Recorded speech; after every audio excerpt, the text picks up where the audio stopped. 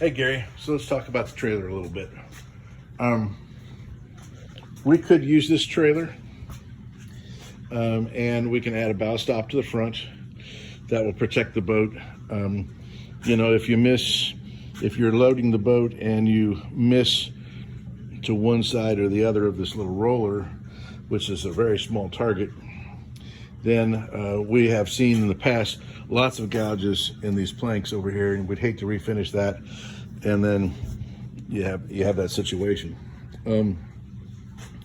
It looks like that the bunks could have been extended and longer than what they put on, and actually run, you know, basically the full length of this rail. And it appears that the boat would sit down very nicely in a cradle that would produce. And of course, right now, the damage to the bottom of the boat has occurred because the bunks are too short, and half of the weight of the boat is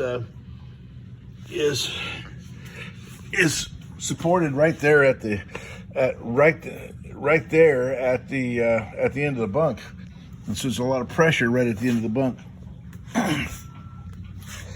So I could modify this trailer fairly inexpensively. We would need to leave it single axle, because once I started adding axles, then I've added weight, and now I get over the 3,500 pound requirement to have brakes. And then you gotta put brakes on both axles. And I'd have to redo this whole frame here, have to enlarge it to handle dual axles. And you know, my steel to make a whole brand new trailer is only $300.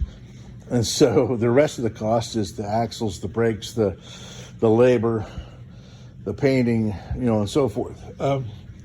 So if you wanted to go the inexpensive way, would be to just modify this trailer, put a bow stop on it, put bunks on it. I put a new jack on it. I put some new safety cables on it to make it look nice and neat. I'd leave it galvanized.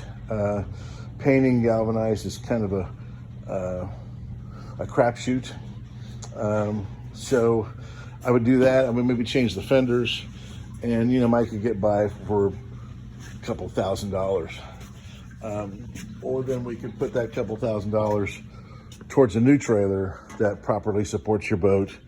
You know, even these bunks come up short at the back end, right? So I think rather than spend a couple thousand on this, you could do a couple thousand on this rather than spending a couple thousand on this trailer.